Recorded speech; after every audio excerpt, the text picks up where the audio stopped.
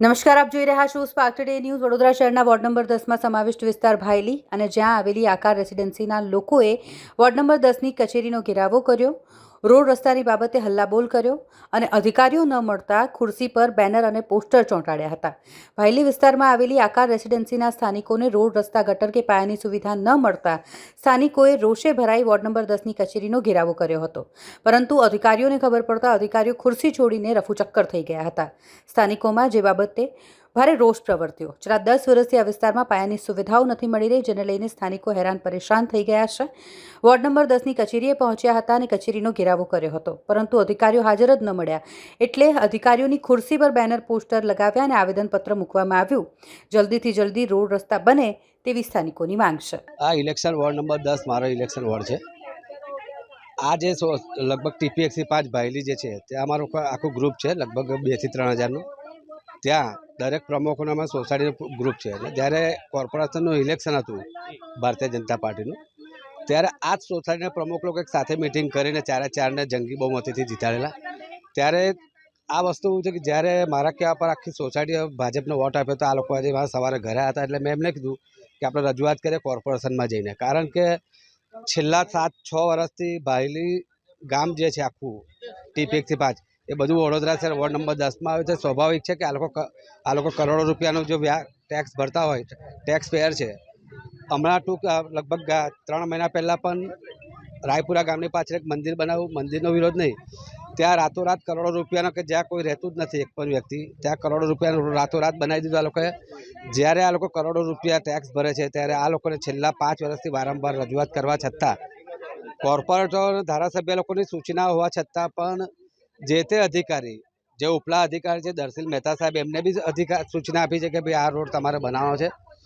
કાચો પાકો B road બનાવવો છે કે કદાચ એ લોકો એવું કહે કે ભાઈ ટીપી નહીં પડી. આજે તાલુકા પોલીસ સ્ટેશનની બાજુમાં જ્યાં ટીપી નથી પડી ત્યાં રાતોરાત આ લોકોએ રોડ બનાવી દીધો છે, કારણ કે ત્યાં લોકોને પેલા ડીમાર્ટમાં જવા માટે રસ્તો બનાવી દીધો. જ્યાં લાખો કરોડ રૂપિયા લોકો ટેક્સ ભરે છે ત્યાં કોઈ જાતની સુવિધા નથી આપતા. એટલે આ લોકો મારા જોડે હતા. એટલે મારો સ્વાભાવિક છે કે હું ભારતીય જનતા પાર્ટીના વિરોધ નથી કરતા, આ બધા ભારતીય જનતા પાર્ટીના જ છે. પરંતુ ભાજપને જો વોટ આપ્યા, આ લોકો ખોબા ભરીને વોટ આપ્યા હોય તો સ્વાભાવિક છે કે કામ તો કરવું જ પડશે. કારણ કે મોદી સાહેબની જે બી મોદી સાહેબની સૂચના છે કે રાતે 2 વાગે પણ આ લોકોને કામ કરવા પડશે ઉઠાવીને. તો આ લોકો જો કામ નહીં કરે તો અમે મોદી સાહેબની જે યોજનાઓ છે કઈ રીતે અમે જો લઈ જઈશું? અમે મોદી સાહેબની યોજના લઈને જઈશું તો આ લોકો અમને ધક્કા મારીને કાઢશે. એનું કારણ છે કે અમે એમના કામ નહીં કરીએ તો અમે કયા મોડા અમને ત્યાં જવા છે? એટલે અમે કહેવા માંગીએ કે અધિકારી સૂચના આપવા છતાં પણ નીચેલા અધિકારી લોકો કામ કરવું પડશે. કારણ કે ભારતીય જનતા પાર્ટીનું જો નામ ખરાબ કરતા હોય તો નીચેલા અધિકારી લોકો કરે છે, કારણ કે એ લોકો ત્યાં જઈને કામ નથી કરતા, માત્ર ફોટા પાડીને મોકલી આપે છે. એટલે આ તો એક ખાલી ઝલક છે. જો રોડ નહીં બને તો TPXC 5ના હજારોની સંખ્યામાં આ ઓફિસમાં આવીને બેસશે, તો લોકોને જવાબ આપવો ભારે પડી જશે. એટલે મહેરબાની કરીને ભારતીય જનતા પાર્ટીનું નામ ખરાબ ના કરે. અધિકારી જે તે અધિકારીને સૂચના આપે, એ કામ કરે. ખાલી આ લોકોને કામથી મતલબ છે. આ કોઈ ભાજપનો વિરોધ કરવા નથી આવ્યા, પણ એમને જે સુવિધા જોઈએ સુવિધા આપવી પડશે.